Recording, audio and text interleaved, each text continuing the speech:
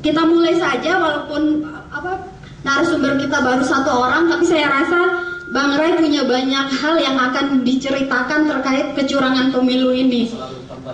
Asal ada umpan balik, kemudian dari teman-teman bisa langsung gitu aja ya Bang. Kalau ada yang ingin ditanyakan bisa langsung. Bisa 3 jam, 4 jam diladenin sama Bang Ray. Mungkin bisa langsung. Terima kasih. Assalamualaikum warahmatullahi wabarakatuh. Salam sejahtera, selamat sore kawan-kawan sekalian yang berbahagia. Pertama saya mohon maaf, saya salah jam. Jadi saya menganggap bisa setengah jam sampai ke sini melalui kereta api. Jadi saya standby di di kereta api. Ternyata jamnya meleset ya, jam kereta apinya meleset. Nah dia baru berangkat jam 2. Makanya saya SMS tadi, mohon maaf ya saya terlambat dan sebagainya begitu. Dan ini nampaknya hari yang malam ya, banyak sekali orang yang absen ya. Moderator absen, Indra Piyang absen ya, kemudian Bawaslu juga absen ya. Saya meskipun terlambat, alhamdulillah masih tetap hadir ya, itu yang penting ya. Nah, kawan-kawan sekalian yang berbahagia, saya pikir kalau kecurangan ini kan sebenarnya secara umum sudah rata-rata kita kenal ya, kita tahu. Tetapi saya mau mengajak berdiskusi soal kecurangan-kecurangan yang tidak lagi elementer begitu. Ini kan pemilu kita yang keempat di era reformasi setelah 98, 2004, 2009 dan sekarang 2014. Nah, saya mau mengajak kita untuk berdiskusi tentang kecurangan-kecurangan yang amat mengganggu pada prinsip ya, dan substansi pelaksanaan demokrasinya. Bukan lagi yang ecek-ecek, yang administratif bla bla bla itu.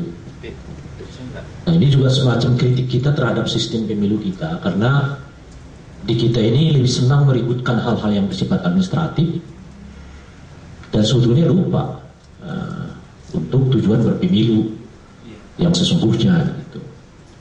Nah yang saya sebut sebagai, lihat aja seperangkat undang-undang pemilu kita, entah itu di pilpres, legislatif, di pilkada.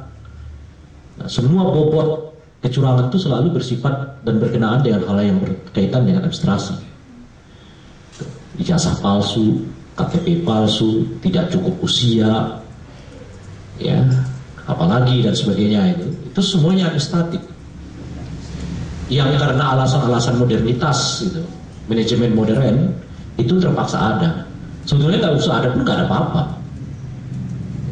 Cukup kesaksian ya. Siapa sih yang meragukan Pak Nanang bahwa dia orang di Indonesian Institute? Pasti orang nggak tahu gitu. Kan cuma karena manajemen modern harus ada slip gaji yang membuktikan dia pernah ada di Indonesian Institute gitu ya. Pada tingkat tertentu sebetulnya administrasi ini mengganggu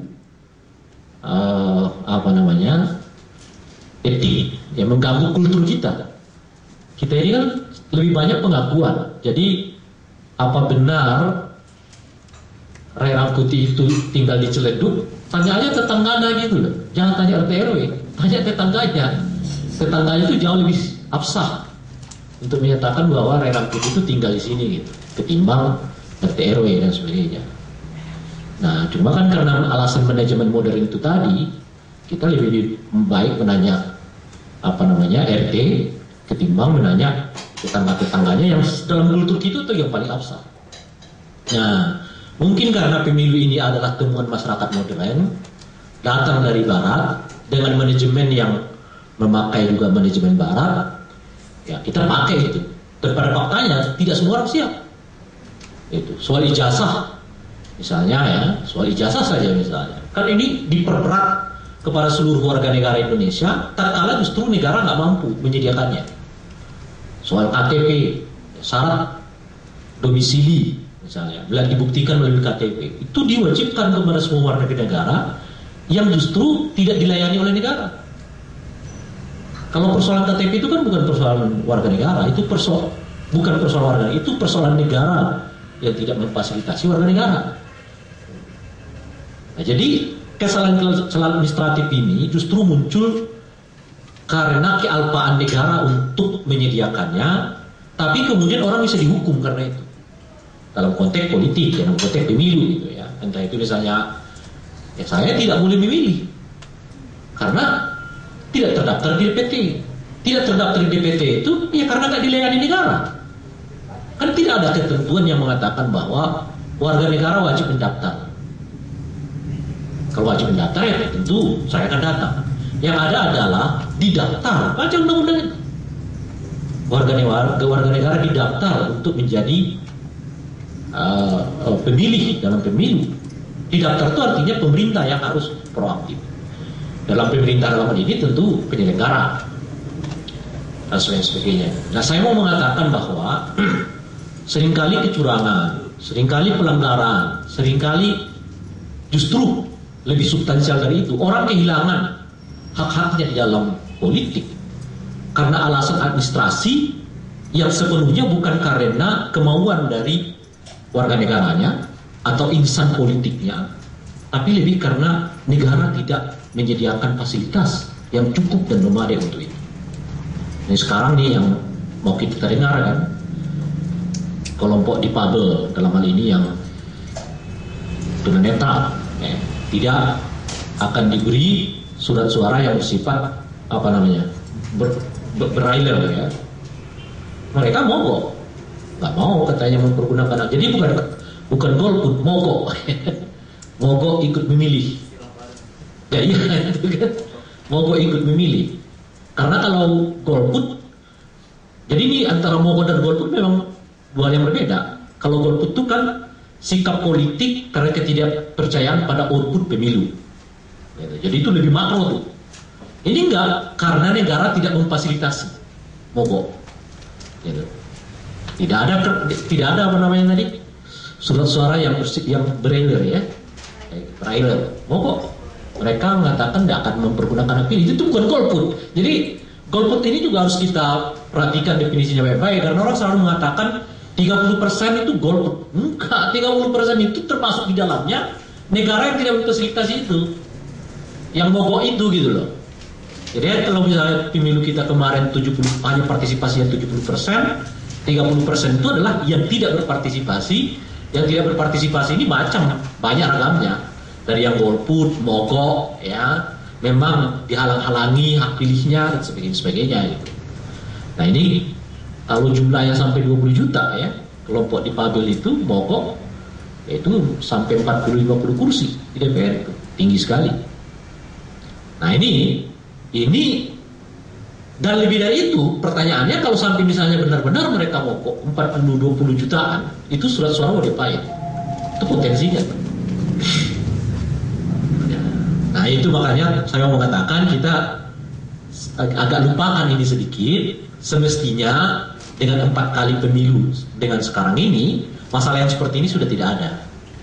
Makanya saya pribadi amat sangat jengkel kok tiba-tiba verifikasi parpol aut-autan, verifikasi caleg aut-autan, dan yang lebih menyakitkan itu dan sekaligus menyebalkan, penetapan daftar pemilih nggak tuntas sampai sekarang. Padahal itu ada 4 kali pemilu di era reformasi. Dengan bantuan teknologi yang makin besar, partisipasi masyarakat dalam konteks kesadaran yang meningkat bahwa mereka ini punya hak pilih dan mau didaftar, bahwa soal nanti mereka datang ke TPS atau tidak. Dan lebih dari itu kita sudah punya perangkat yang mestinya memastikan setiap orang mendapatkan haknya atau terdaftar sebagai pemilih. Karena kita sudah masuk ke program IKTP kan. Nah ini buktinya 20 juta tidak terdaftar, kemudian direvisi, sekarang 2,1 juta yang tidak terdaftar. Bukan, yang tidak memiliki nomor induk atau NIK.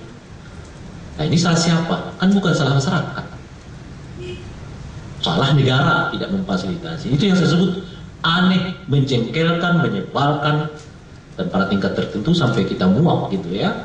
4 kali pemilu, masalahnya itu aja. Nah makanya untuk kali ini saya pribadi agak keras dan tegas, harus selesai. Dan saya pikir itu kita harus kejar Departemen Dalam Negeri. Kok 2,1 juta itu nggak ada NIK, bagaimana? Uang untuk pengadaan IKTP itu sudah habis sampai 6 triliun. Hasilnya 2, juta rakyat kita nggak punya NIK. Kan menyebalkan sekali. Itu yang pertama. Nah, oleh karena itulah kawan-kawan sekalian, saya mau tarik diskusinya, kita mulai menggemari isu-isu yang lebih krusial dari sekedar isu-isu administratif ini. Bahwa daftar pemilih itu pasti sangat krusial. Ya. Makanya kita mestinya marah ya, sampai kok 2,1 juta masyarakat, masih ada warga negara kita tidak memiliki nomor induk loh. Artinya, kalau tidak memiliki nomor induk, tidak memiliki KTP. Karena pentingnya KTP itu bukan alamat, pentingnya nomor induk itu. Masih ada warga negara 2,1 juta, itu sudah terbukti, diverifikasi oleh KPU kan. Nah, ini sekarang kesalahannya di mana? Kesalahannya itu di Departemen Dalam Negeri. Kok tidak menyediakan, kok masih ada warga yang nggak punya NIK, bagaimana ceritanya? Dengan gembar-gembur mereka ya, bahwa IKTP ini akan berakhir, akan selesai kira-kira lah ya, tahun 2011. Sekarang 2014 2,1 masih ada yang tersisa. Nah, saya mau menarik ini, DPT itu, jadi menurut saya mengatakan di DPT ini jelas sudah masalah dan potensi kecurangannya akan terjadi. Dari masalah ini potensi kecurangan akan terjadi berupa manipulasi daftar pemilih. Saya dengar kemarin misalnya sudah tambah lagi tuh daftar pemilih kita dari 1,6 186 ya, tambah sekitar 2 juta kan, sekarang 188. Tapi tiba-tiba kurang lagi 185. Nah, ini yang kita belum tahu nih persisnya kapan. Meskipun secara hukum, secara legal sudah ditetapkan per Desember kemarin, yaitu 186. Tapi kan katanya kan diolah terus sampai 14 hari sebelum pelaksanaan pemilu. Nah, ini kita akan jadi sebenarnya daftar pemilih kita itu berapa. Nah, ini yang harus, ini potensi kecurangannya. Salah satu itu. Nah, di luar itu kawan-kawan sekalian, yang menurut saya yang substansial itu adalah soal dana kampanye. Memang partai politik sudah menyerahkan seluruh rekening dana kampanye mereka. Yang saya tidak tahu, karena ada kewajiban di dalam undang-undang itu dinyatakan dengan tegas bahwa semua caleg juga harus didaftarkan dana rekeningnya. Tapi tidak didaftarkan ke KPU, didaftarkan ke partai politik. Nanti partai politik yang daftar ke KPU. Pertanyaannya, apakah KPU sudah menseleksi, menganalisa, menyoroti ya, bahwa seluruh caleg-caleg itu sudah menyerahkan daftar rekening mereka atau tidak? Itu pertanyaan. Dan sebetulnya kalau ada Bawaslu, kita tanya juga Bawaslu. Bawaslu sudah awasi nggak tuh? Nah, yang segini ini penting justru. Jadi kita sibuk ya mengantisipasi berbagai kecurangan yang menurut saya itu selesai kalau administrasi negaranya benar gitu. Kalau administrasi kita benar, ya kecurangan-kecurangan model verifikasi partai bla bla itu akan sendirinya hilang. Tapi kalau soal politik uang haram masuk ke pemilu, itu pertanggungjawaban atau ketertutupan penggunaan dana dalam praktek kampanye, itu penyakit yang bisa terus-menerus. Yang menyelesaikannya bukan karena ada administrasi negara yang lebih baik, itu bukan. Tapi penegakan hukum, gitu.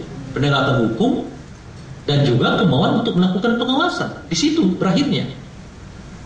Dan di situ juga lah, ya, baik Bawaslu menurut saya khususnya maupun KPU tidak optimal bekerja. Nah, semua kita masih terfokus pada hal-hal yang bersifat administratif ini, karena itu yang paling mudah, tetapi outputnya juga sangat menghebohkan. Gitu. Jadi paling mudah dikejar, outputnya menghebohkan. Taruhlah misalnya tiba-tiba caleg A ketahuan ijazahnya palsu, kan heboh tuh. Gitu, heboh partainya, heboh itunya gitu. Nah, tahu apa begitu ya? Kaitannya dengan inilah, tiba-tiba ada partai nggak lolos karena tidak ada struktur di tingkat desa. Heboh itu partai, itu bisa heboh. Dan Bawaslu-nya kelihatan bekerja.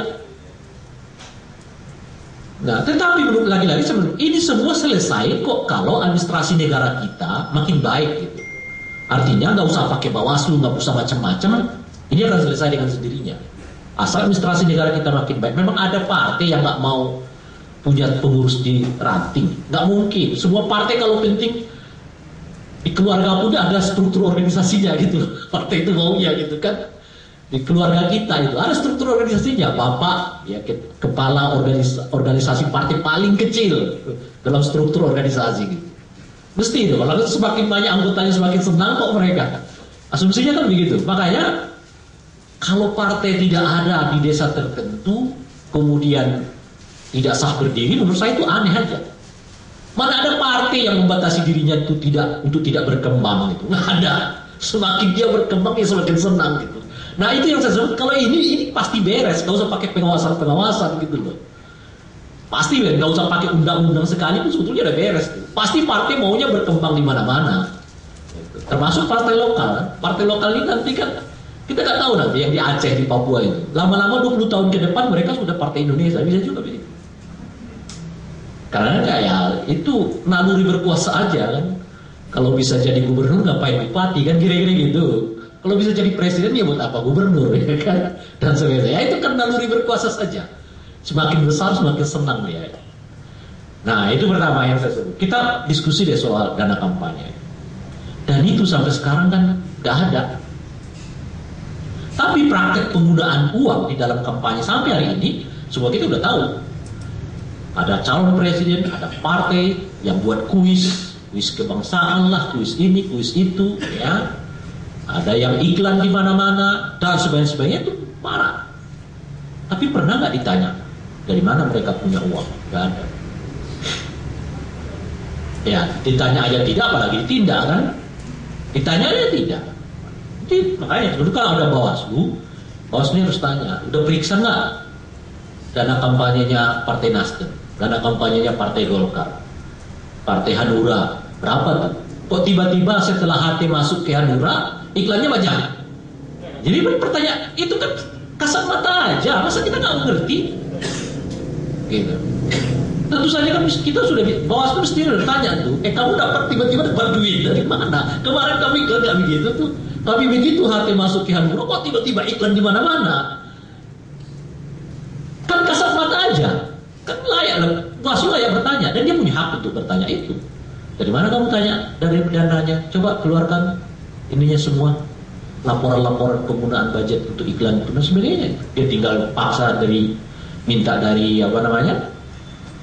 dari stasiun televisi yang sering mengiklankan mereka. Berapa iklannya? Berapa harganya? Berapa iya macam-macam kan dia punya hak, bahkan punya hak untuk memaksa mendapatkan data itu. Ya jangankan Bawaslu, kita aja warga negara boleh atas dasar kebebasan memperoleh informasi kan, boleh kita tanya karena konteksnya dengan iklan pemilu ya, bukan iklan komersil, iklan pemilu konteksnya.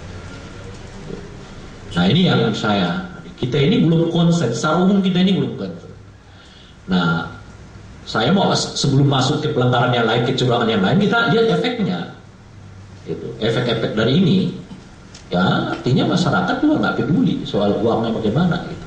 Tapi karena kelas menengahnya, kelas yang lebih paham,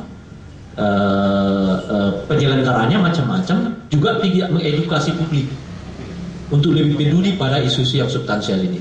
Sedih Bu, aku nggak akan berhenti sebelum Indra Piliang datang. Nah, makanya kalau udah Indra Piliang datang ya saya kira cukup 5 menit lagi saya nanti ke Indra Piliang. Coba kalau Anda nggak datang, saya udah tantang sampai 3 jam tadi. Tapi karena ente datang, saya cukupkan sampai di sini. Ikhtiroman, kata orang pesantren, menghormati yang lebih senior. Nah, yang kedua, saya langsung loncat karena Bung Indra sudah datang. Problem kita yang kedua menurut saya adalah soal ya nanti memang ini penghitungan suara. Nah ini agak masalah ya. Ini soal teknis, betul. Tetapi kita mengetahui betul bahwa yang teknis ini yang berakibat terhadap perolehan suara secara menyeluruh. Tapi saya mau mengatakan begini, kawan-kawan sekalian. Sebetulnya kalau perolehan suara itu mudah sekali melacaknya. Masalah di kita itu kan semua alat pembuktian hanya diperkenankan satu.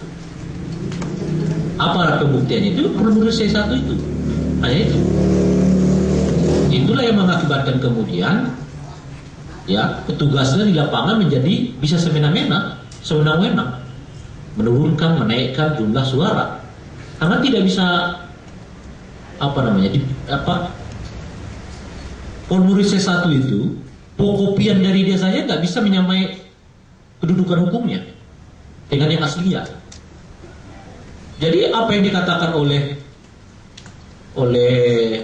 petugas KPPS dia benar, karena yang ditangani benar gitu. Nah sekarang syukurlah kita lihat di KPU itu sekarang sudah menyatakan bahwa petugas KPPS mewajibkan dirinya untuk menggandakan formulir C1 dan nilai hukumnya sama. Artinya yang dimiliki oleh saksi, baik saksi yang ada dari Bawaslu maupun saksi yang dari partai politik, sama nilai hukum dari formulir C1 meskipun bedanya berbeda. Satu yang resmi dicetak oleh KPU ada hologramnya, yang satu hanyalah fotokopian dari hologram itu. Jadi bendanya berbeda, jenis bendanya berbeda, tapi status hukumnya sama. Artinya nanti kalau sengketa di Mahkamah Konstitusi, kita sudah punya alat pembanding yang mengatakan bahwa data yang memiliki hologram itu palsu, salah, bukan palsu ya, tapi salah. Yang benar itu ini. Tinggal kan dibuat data-data yang lain selesai. Nah, oleh karena itu menurut saya dengan cara seperti ini sebetulnya relatif terjawab kalau soal naik turun dan hilangnya suara di tingkat TPS, lebih relatif terjawab. Maka oleh karena itulah ya, saya merasa bahwa saksi parpol yang didanai oleh negara, ada mitra PPL yang jumlahnya sampai 1 juta, tidak perlu ada. Yang keseluruhannya itu menghabiskan uang 1,5 triliun. Karena problem kita bukan problem saksi melihat. Problem kita saksi melihat tapi dia tidak punya dasar hukum untuk membantah di mahkamah. Itu problemnya. Nah yang akibatnya kita lihat kemudian adalah saksi-saksi itu kolaborasi di TPS itu. Malah mereka yang berinisiatif menjual suara. Sebagiannya. Ya, kalau dia lihat survei dari LSI misalnya ya, kawan kita ini si Indra Pilia, Saiful Muzani menyebut bahwa partai A dapat sekian persen, partai B dapat sekian persen, nah, partai C udah dia tahu dia partai F cuma dapatnya 0, sekian persen, jual tuh suara. Di TPS mereka main. Karena itu ada calon-calonnya. Saya sering kali ketemu calon di DKI Jakarta. Bisa kita mainkan bung, kata dia. Pokoknya tenang aja. Bisa. Tinggal hubungi calon nanti ke tugas KPPS. Gitu. Yang jual itu justru saksi parpol. Udah dia lihat nih, cuma dapat 0, sekian persen. Atau yang penting tidak mencapai 3,5 kan. Sekarang parliamentary threshold-nya kan 3,5. Kalau sudah suara tidak mencapai 3,5, ya memang sudah nggak perlu dihitung. Kita jual aja, dijual saksi. Ya hubungilah calon nanti hubungi petugas KPPS. Deal harganya, ke partai mana diserahkan, ke caleg siapa diserahkan, jadi. Nah, surat suara bisa dirubah. Gitu. Dan kalau protes si A si B ini susah karena dia nggak punya alat bukti, meskipun dia punya formulir C fotokopian, tapi itu tidak cukup sebagai dasar hukum di Mahkamah Konstitusi saat itu. Karena nggak diakui sebagai alat bukti yang sah. Nah sekarang itu dirubah oleh PKPU. Dan dengan cara itulah kemudian sekarang sebetulnya lebih ringan. Ini boleh disebut apa istilahnya ya, manipulasi dalam konteks penghitungan suara itu lebih dapat ditekan. Tinggal di cross check aja. Ada 12 partai. Kita lihat partai-partai itu mencatat berapa. Tinggal di cross check. Kalau salah, yang hologram ini salah, nah itu berarti ada semacam penipuan yang dilakukan oleh yang bersangkutan. Nah lebih dari itu kan sekarang juga nanti akan ada formulir 3. Di sini nanti akan dibaca itu. Tinggal di foto macam-macam. Nah yang sekarang tuh semua alat pembuktian itu boleh disebut oleh KPU dapat dijadikan sebagai dasar sebagai alat untuk melakukan gugatan ke mahkamah. Selesai. Makanya menurut saya tidak perlu pendanaan saksi partai politik. Saksi partai terserah mereka mau kirim, enggak. Gitu. Dan tidak perlu yang disebut dengan mitra PPL yang sampai 1 juta. Yang karena mitra PPL itu kemudian ya Bawaslu seperti anak yang kehilangan mainan, ya kan? Ngambok di mana-mana, nggak dapat uang 600 M karena mitra PPL-nya. Ini kan program yang saya baca tadi pagi itu. Pernyataan salah satu anggota Panwas di daerah Sumatera Utara atau berapa ya, saya lupa persisnya. Dia mengatakan ini program unggulan kami. Program unggulan Bawaslu itu adalah merekrut relawan. Astaga. Ini orang ini yang salah informasi dari Bawaslu pusatnya atau bagaimana? Sejak kapan program tambahan yang tidak diamanahkan undang-undang malah jadi program unggulan?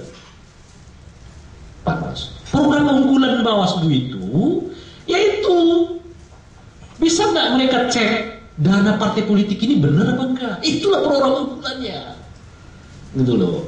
Program unggulan Bawaslu itu loh yang kampanye di luar jam tayang itu dihentikan supaya tidak mengganggu, supaya asas adil, merata, jujur berlaku. Jangan yang punya akses terhadap media seenaknya kampanye. Apa bedanya zaman Orde Baru? Karena Soeharto berkuasa, TVRI milik pemerintah, dia bisa kampanye seenaknya. Partai yang lain gak bisa akses. Kan kurang lebih sama. Hanya statusnya berbeda. Kalau yang kemarin tuh presiden dan pemerintahnya yang langsung, kalau ini pemilik modal yang pemilik partai. Apa bedanya? Nggak ada. Nah itulah yang mestinya dihentikan oleh Bawaslu. Jangan sampai asas kesamarataan, keadilan di dalam pemilu itu tercederai. Ada partai yang memiliki akses cukup luas terhadap media, ada partai yang begitu jauh dari akses media. Itulah yang harus dijembatani oleh KPU dan Bawaslu. Bagaimana mereka bersama-sama memiliki akses yang sama atau sama-sama jauhnya dari media itu. Jadi yang dekat dijauhkan, yang jauh didekatkan, ketemunya di mana? Itu mestinya program unggulan Bawaslu itu, gitu loh. Bukan membuat mitra PPL, bukan mencari relawan 1 juta relawan. Bingung saya membacanya itu. Ini penataran Bawaslunya yang siap tahu atau bagaimana? Nah sekarang yang kita lihat ini kan asas kesamarataan itu dicederai ini semua. Yang punya kan itu gunanya pemilu kan. Gunanya pemilu itu, dan kita sebut berkali-kali pemilu kita ini jujur dan adil. Nah adil itu adalah kesempatan yang sama dan akses yang sama terhadap proses ketetapan pemilu. Itu. Kan itu yang disebut dengan adil kan. Nah oleh karena itu sebagai contoh tadi, yang jauh dari akses media didekatkan. Sebaliknya, yang terlalu dekat dengan akses media dijauhkan. Sehingga sama ini. Karena akses keadilan itulah kemudian MK membatalkan ketentuan undang-undang yang menyebut bahwa partai yang diverifikasi sebagai partai politik yang ikut pemilu hanya partai baru. Kata MK itu tidak adil. Kalau partai baru harus diverifikasi sesuai dengan persyaratan undang-undang yang baru nomor 8 2011 2012 itu, partai lama juga harus diverifikasi yang sama. Apa yang membuat mereka berbeda? Kan belum tentu partai yang lama itu juga ada di 100% provinsi, 75% kabupaten kota dan sebagainya. Kan itu dibatalkan oleh MK kan? Itu membuktikan bahwa soal keadilan lah yang menjadi prinsip utama dari pelaksanaan itu. Gak ada orang yang dibeda-bedakan. Kecuali secara umum ada alasan-alasan secara alami mengakibatkan orang itu harus didiskualifikasi atau dikecualikan. Sebagai contoh misalnya orang yang tidak berusia 17 tahun tidak boleh memilih. Jadi dikecualikan karena faktor alam yang bisa dipahami dengan argumen-argumen yang cukup kuat dan sebagainya. Nah itu yang kita sebutkan. Nah oleh karena itu lagi-lagi sayang sekali Bawaslu nggak ada. Dan saya sebetulnya bersemangat hadir itu karena yang salah kita mungkin lah ya, kita terlambat Bawaslunya pergi. Bawaslu ini tepat waktu. Itulah bedanya pejabat pemerintah dan pejabat swasta kayak kita ini ya kan. Janji balik begitu kita selesai. Sudah, jadi mungkin kita terlambat kan? Iya. Iya. Jadi udah datang duluan. Kalau udah kesini juga bilang. Emang banyak acara. Banyak acara. Dulu juga telepon saya. Nah itulah kira-kira kawan-kawan sekalian. Jadi intinya saya adalah marilah kita naikkan 2014 ini isu-isu kecurangannya yang tidak hanya lagi berputar pada soal administrasi. Yang menurut saya administrasi ini akan selesai dengan perbaikan administrasi negara kita, pelayanan administrasi negara kita akan selesai dengan sendirinya. Mari kita masuk ke penyakit pemilu yang sampai sekarang nggak selesai-selesai dan nggak akan selesai kalau dua hal yang saya sebutkan tidak dilakukan. Pertama penegakan hukum, yang kedua adalah partisipasi. Gitu. Nah kalau dua ini kita tidak lakukan, ini nggak akan selesai penyakit-penyakitnya itu. Nah salah satu contoh adalah soal dana kampanye. Ya, kedua adalah menegakkan asas adil bagi seluruh konsultan pemilu dan sebagainya itu.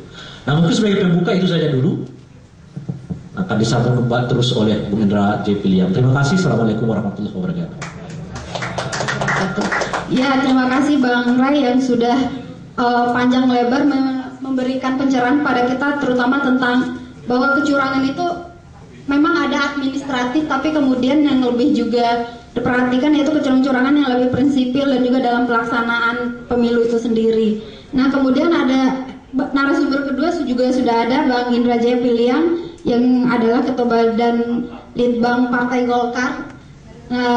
Mungkin Bang Indra bisa cerita, misalnya refleksi dari tahun 2009, kecurangan-kecurangan di 2009, kemudian apakah kemudian kecurangan itu juga berpotensi lagi terjadi sekarang, walaupun tadi Bang Ray sudah bilang akan tetap ada hal-hal yang sama yang akan terus berulang, dan kemudian bagaimana kemudian Partai Golkar sendiri secara internal gitu menghadapi tantangan kecurangan itu sendiri.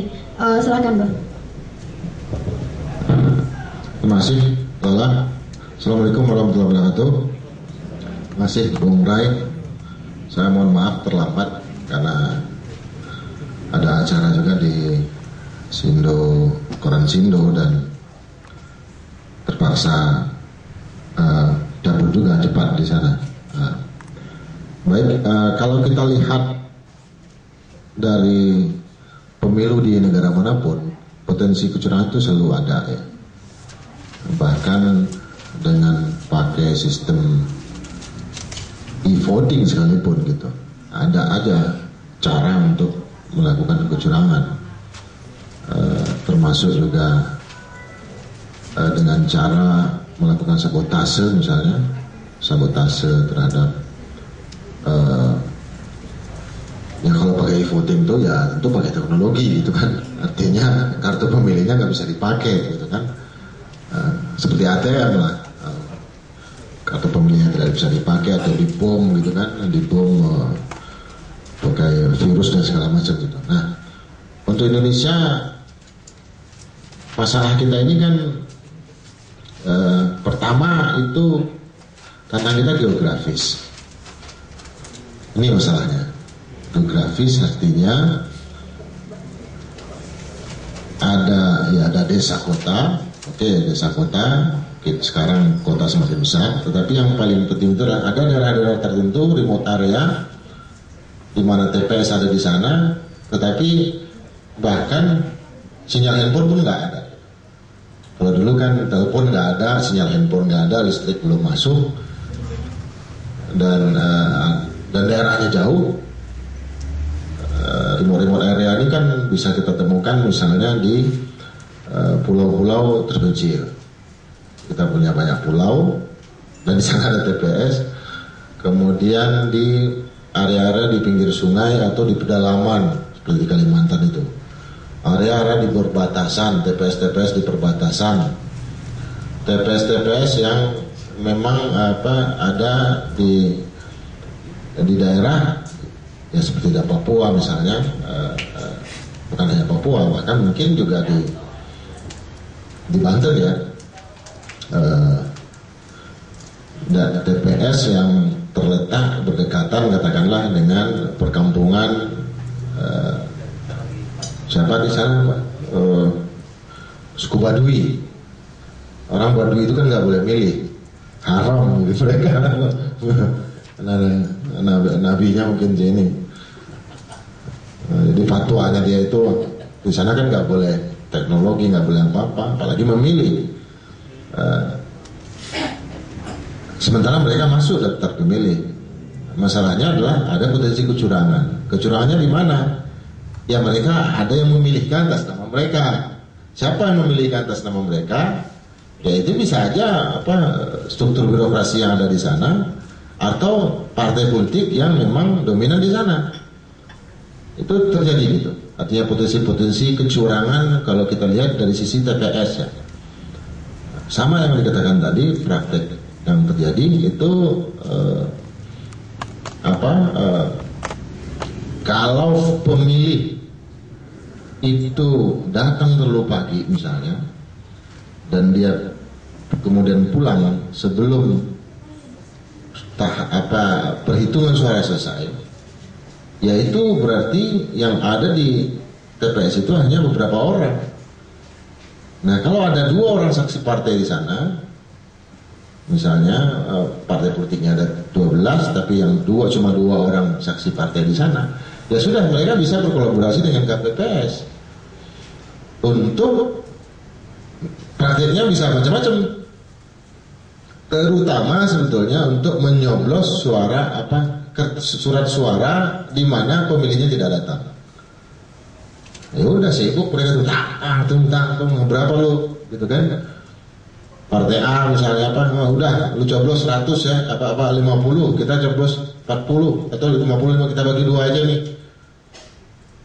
Jebret ada ngasih duit. Ini terjadi praktek yang seperti ini.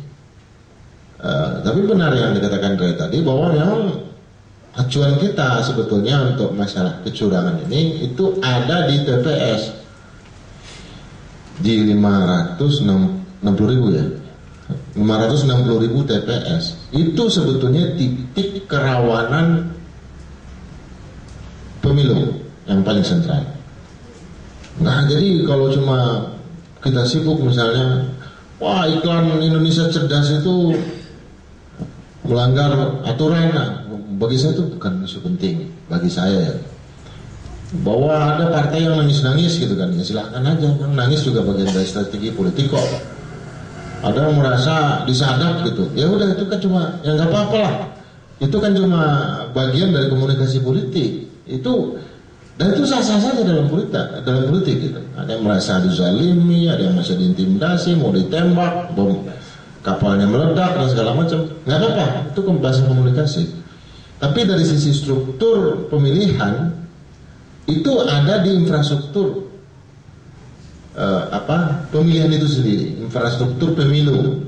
Nah ini yang kita harus awasi. Contoh lagi pengalaman 2009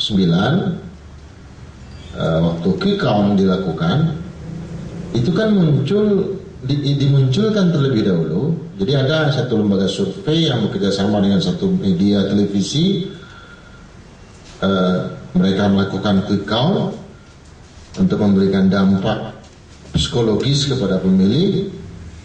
Maka ketika kotak suara dibuka masalah waktu ini juga penting. Di Jakarta jam 1 tutup, udah mulai dihitung. Tapi di Papua jam 11, udah jam 3 itu. Di Papua udah jam 3, di Makassar sudah jam 2, di Jakarta baru jam 1. Lalu jam 11 waktu itu, jam 11 lewat, muncul hasil quick count yang memenangkan salah satu partai di Papua. Dimunculkan, dia tembak kan. Saya langsung protes, nggak bisa itu. Mereka alasannya, alasan mereka kan, nggak masalah kan baru TPS dari Papua. Saya bilang kan di Jakarta orang baru memilih. Artinya masih ada 2 jam lagi bagi orang Jakarta untuk memilih. Orang Indonesia Tengah masih ada 1 jam lagi untuk memilih. orang Papua udah selesai, tapi hasil udah diumumkan. Tapi karena nggak ada aturan, kan kita menyatakan bahwa pemilu itu dilakukan pada tanggal 9 April dari jam 7 sampai jam 1. Nah, karena aturan ini dibuat di Jakarta, karena KPU berkedudukan di Jakarta, yang jam 1-nya waktu Indonesia Barat. Sementara pemilu sudah selesai jam 12 Indonesia Barat di tengah, dan sudah selesai jam 11 Indonesia. Ya, ketika jam 11 di sini, di timur sudah selesai. Hal-hal seperti itu. Ya kalau niatnya mau main curang sih, semua hal bisa dicurangin. Apa yang terjadi kemudian orang di Sumatera bilang, wah partai itu menang. Ya ngapain kita pilih partai yang mau kalah? Ya udah kita pilih partai yang mau menang. Gitu. Betul naik suaranya gitu. Jadi ada risiko. Makanya menurut saya quick count itu harus diatur. Nggak boleh. Jadi kita harus memakai standar waktu Indonesia bagian timur. Jadi harus dibalik, ini harus ditambah 2 jam lagi. Waktu Indonesia bagian timur. Jadi Bawaslu, kalau tadi Bawaslu datang jam berapa? Jam 2 tepat ya. Mestinya jam 4 dia datang. Mestinya dia datang jam 1, jam 12 yang mestinya datang. Karena pakai standar kerja dia harus standar kerja Indonesia Timur. Artinya Bawaslu itu harus mulai membuka kantornya pada hari H itu pada jam 5. Jam 5 dia harus awasi mitra. KPU harus awasi jam 5 sampai kemudian jam 11 gitu kan. Jam 11 itu nggak boleh. Itu untuk segi pelaksanaan, tapi untuk segi pengawasan harus sampai jam 3 gitu.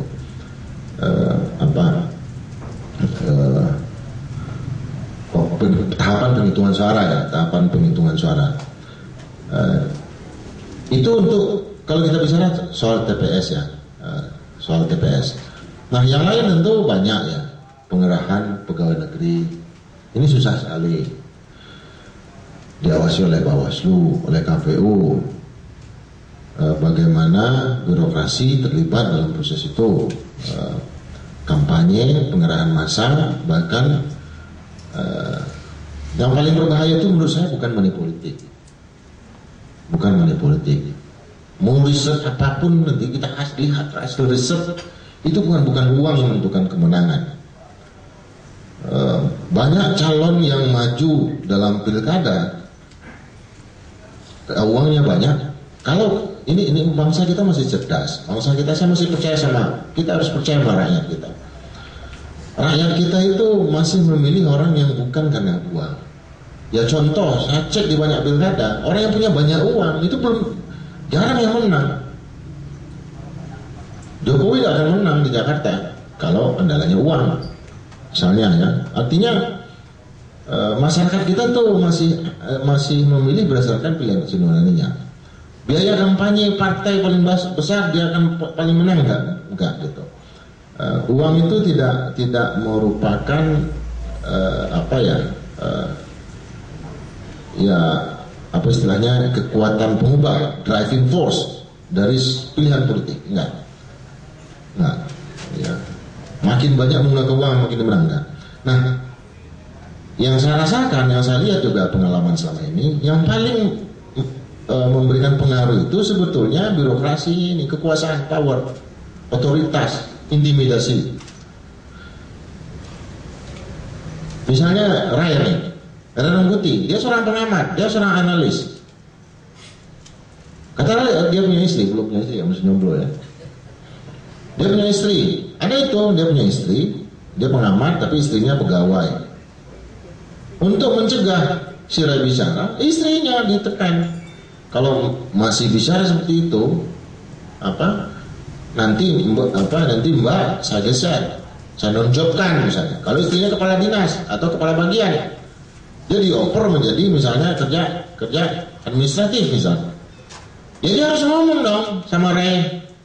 Pak jangan ngomong lagi lah, jangan kritik Golkar lagi lah, nanti Pak Indra itu nanti marah, nanti saya digeser, misalnya gitu kan. Itu intimidasi seperti itu terjadi, dan itu yang paling kuat. Incumbent makanya menjadi berpengaruh karena itu, bukan karena uangnya, tapi karena dia punya otoritas, dia punya dia punya power gitu untuk mempengaruhi jajaran birokrasinya. Satu PNS itu penting, kenapa? Karena satu PNS itu adalah bisa mencapai keluarganya gitu. Jadi kalau ada pemilihnya ada 10 orang di satu keluarga, 1 orang di sana PNS, pasti dia menjadi faktor kunci di keluarga itu. Pasti dia sebagai PNS akan bisa mempengaruhi 9 yang lain. Karena dia akan katakan kalau kalau saya nggak milih yang si A ini, maka nasib kita bagaimana? Saya nggak akan bisa gaji saya dikurangin atau apa gitu. Nah faktor kayak gini susah tuh tapi nggak ada itu dalam aturan. Pengalaman kita tahu, pengalaman yang mengajarkan bahwa itu kekuatan sebagai incumbent dan incumbent yang menggunakan otoritasnya itu potensial melanggar, mensiasati sebetulnya, karena ya gimana mau bilang bahwa itu adalah pelanggaran pemilu gitu. Itu ya yang bisa kita lihat di dalam praktek selama ini. Nah yang lain itu soal kecurangan yang memang pelanggarannya. Contoh, saya masih ingat itu 2009, waktu itu pada hari H itu banjir, itu hujan lebat. Mungkin karena dukun siapa kuat gitu kan, dia datangkan hujan lebat, jadi pemilih kita nggak bisa datang misalnya. Tapi yang paling penting itu bukan dukun itu, hujan lebat, sungai banjir. Apa yang terjadi? Kotak suara ketika diseberangkan waktu itu ada beberapa tempat yang nggak bisa diakses lewat jembatannya, hanyut, kotak suara hanyut, dan diberitakan kotak suara hanyut, masuk koran. Tapi setelah beberapa hari kemudian, saya lihat cek rekapitulasi suara di 2 atau 3 TPS yang hanyut itu ada angkanya. Saya bilang ini dari mana? Lo ada, siapa yang ngasih? Polisi. Nah polisi itu masalahnya polisi ini mungkin Raya harus bicara lebih keras ini. Yang mengawal kotak suara dari PPS ke PPK itu polisi. Ya adalah Bawaslu juga. Tapi yang paling penting juga adalah dari PPK. Perjalanan kotak suara, biasanya kalau di PPK kan kantor kecamatan itu, kantor Pak Camat. Itu semua satgas partai itu pasti lihat itu semua. Pokoknya mereka jaga ini 24 jam. Nggak boleh itu dibuka. Tapi besoknya pas itu dibawa ke kantor bupati, ke kantor KPU di kabupaten, itu yang ngawal polisi. Biaya pengamanan. Nah masalahnya ketika polisi melakukan pengawalan itu orang partai nggak ada. Mereka bisa buka tengah jalan. Nah, itu untuk di kampung saya aja terjadi itu, mereka buka mungkin entah apa, mereka izin lagi atau apa gitu kan, mereka bisa buka. Sempat saya buka tapi gimana? Mereka bilang enggak kok, memang udah kebuka kok, segelnya kebuka. Pas dihitung lagi berubah suaranya. Nah, bayangkan untuk di kampung saya aja sinyal handphone bisa kita masih bisa kok, sinyal handphone di sana bagus gitu kan. Karena ada Arif Rizal menjadi anggota DPR-nya, banyak anggota DPR dari sana. Coba bayangkan di daerah-daerah yang tidak punya, yang jauh-jauh, bawa surat suara dari kantor desanya jauh-jauh, bawa ke kantor camat, dari camat bawa ke kantor KPU kabupaten, bawa lagi ke provinsi. Nah ini menjadi potensi perubahan ya, termasuk C1 bisa diubah di tengah jalan karena pembeli C1 kan bisa dicetak lagi sama persis gitu kan. Nah, praktik yang lain juga yang saya lihat itu dalam 2009 itu ada beberapa KPU yang disandera oleh caleg gitu, yang caleg di daerah sana. Yang saya nggak bisa sebut ke daerahnya. Sampai hari besok ini udah terjadi rekapitulasi manual di KPU provinsi. Sudah beberapa hari. Saya coba hubungin KPU salah satu kabupaten. Itu di mana KPU-nya? Nggak ada. Saya telepon KPU provinsi, ketua KPU-nya. Kebetulan Marzul Ferry kan, saya telepon. Tahu nggak ketua KPU sana ada? Nggak tahu bang katanya. Di mana dia? Nggak tahu. Nah dia nyatanya apa? Nah besok mau berakhir nih rekapitulasi manual diumumkan. Hari ini baru muncul dia. Dan Plaza Siludiki, ya dia nyatanya diinapkan di salah satu hotel, di karantina oleh salah satu caleg bersama dengan salah satu bupati. Nah di sana itu terjadi perubahannya. Menurut survei saya menang di daerah itu, atau minimal saya nomor 2 lah. Tapi setelah terakhir saya terpuruk gitu kan, suara saya jauh di bawah gitu kan. Saya anggap suara saya bisa 7 ribuan atau 8 ribuan. Pas dihitung dikeluarkan angkanya cuma 2 ribuan. Nah, saya bilang padahal saya bilang saya menang di daerah sini nih. Padahal melihat ini kan nyatanya kalah gitu kan. Itu bisa. Artinya kalau KPU-nya itu terlalu bisa diintervensi oleh kepala daerah, maka KPU yang seperti ini, kepala daerah ini kalau ada punya hubungan macam-macam lah dengan caleg, itu bisa dia mengintervensi KPU gitu. Nah, artinya begini, yang saya mau katakan, kita harus melakukan proses pengamanan terhadap KPU ini. Mereka harus dikarantina cepat. Setelah mereka mendapat surat suara, mereka harus segera pergi diberangkatkan ke beserta dengan logistiknya pemilunya ke ibu kota provinsi. Lalu di sana mereka harus disterilisasi. Nah kemarin prosesnya itu bukan hanya terjadi di sana, di Hotel Borobudur juga kan. Ya fair-fair aja lah kita. Banyak yang beli suara di Hotel Borobudur.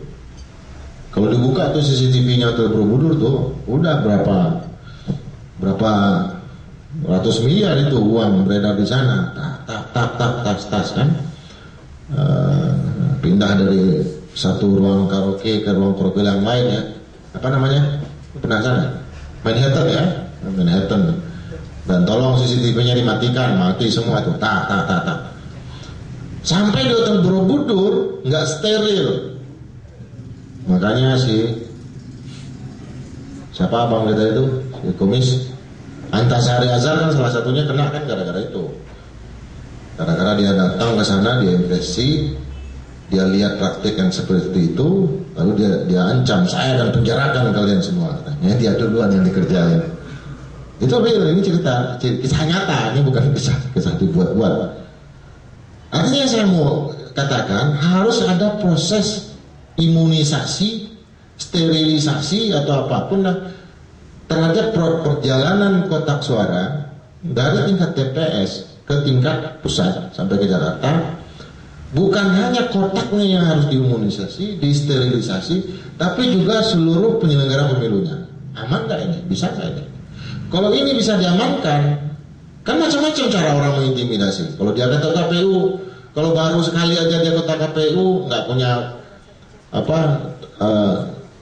nggak punya teman ketua Balitbang Golkar kan, ya kena mudah diintimidasi gitu kan. Tapi kalau dia temannya ketua Balitbang Golkar masih bisa punya keberanian ya kan, minimal dia, gue akan ngomong gitu kan. Tapi kalau dia nggak punya akses, dia baru terpilih, orang biasa-biasa saja, keluarganya bisa diintimidasi dan segala macam, ya ikut dia. Nah, ada nggak sistem yang memberikan perlindungan terhadap anggota KPU yang seperti ini, supaya dia bisa diamankan jalurnya. Jadi dia tetap merdeka terus dan dia tetap independen terus dari tingkat penilaian bawah sampai ke tingkat pusat. Dan harus ada tempat-tempat yang steril.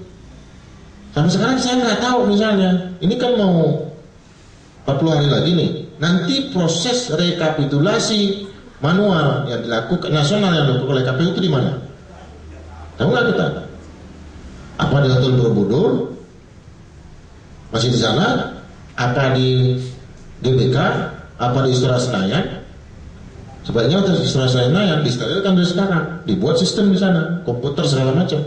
Kalau di kantor KPU kan nggak mungkin.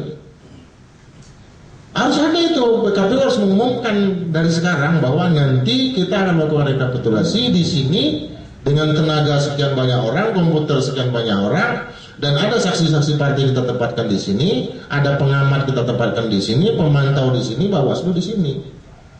40 hari lagi loh. Itu hanya untuk pusat. Di provinsi juga harus ada. Mau di hotel mana? Mau dilakukan proses rekapitulasi manual itu gitu. Kalau enggak, akal politisi ini kan, ya, kalau langit itu 7 lapis, politisi ini 8 lapis otaknya. Melampaui langit. Ada aja otaknya itu. Ya kayak gimana kan orang mau power, mau kekuatan, otaknya pasti ada gitu untuk melakukan satu proses untuk menggolkan kepentingannya gitu. Jadi itu intinya dari sisi sistem saya mau lihat bahwa ini harus sterilisasi sampai ke hari H.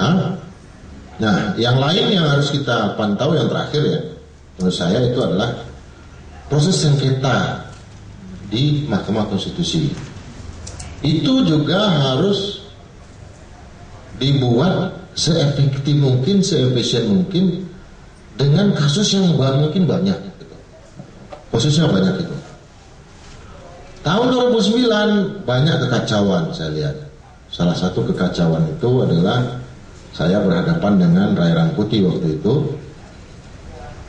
sama Hadar Kumai. Itu Mahkamah Agung sudah mengeluarkan putusan tentang mekanisme penghitungan kursi kedua menurut peraturan KPU,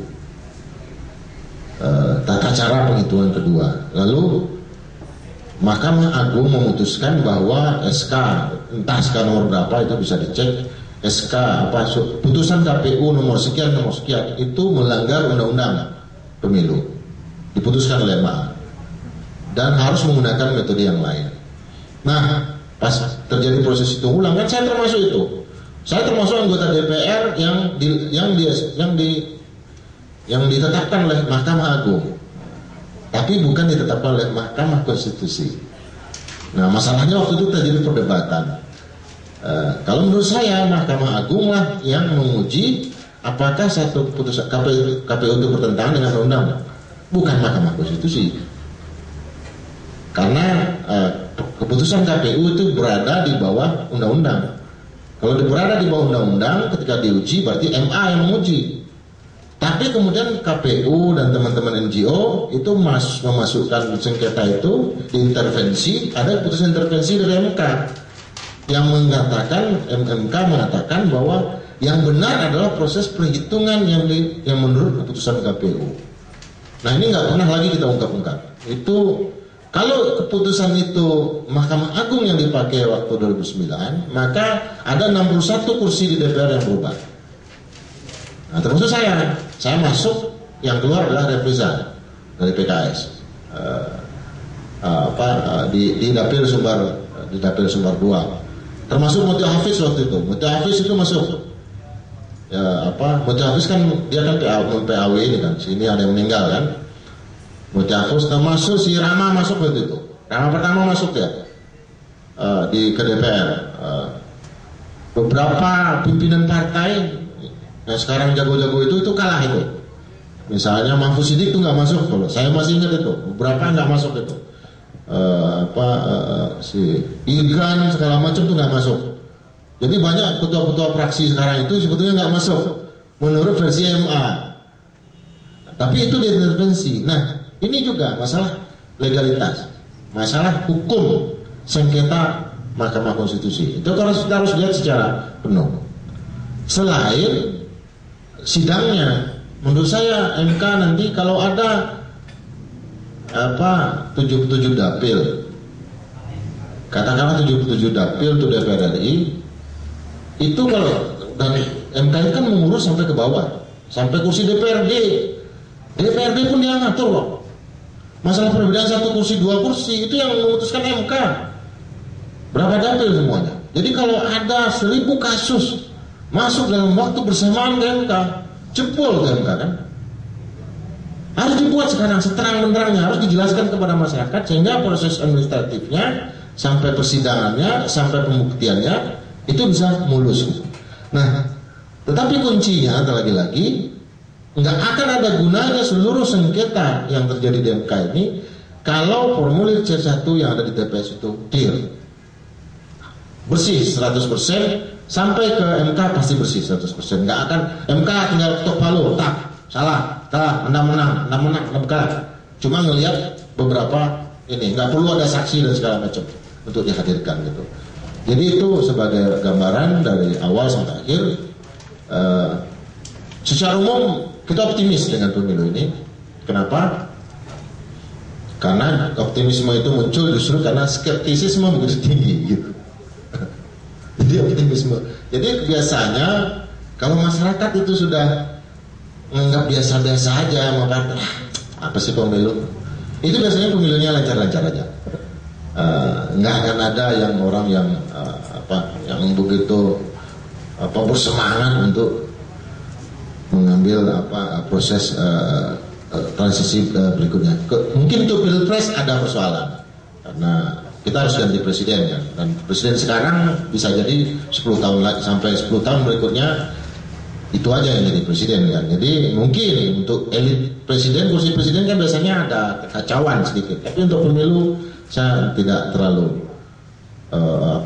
pesimis gitu. Saya tetap optimis melihat proses ini juga sudah semakin transparan dan masyarakat, terutama pemilih kita juga sudah belajar banyak selama 15 tahun terakhir ini.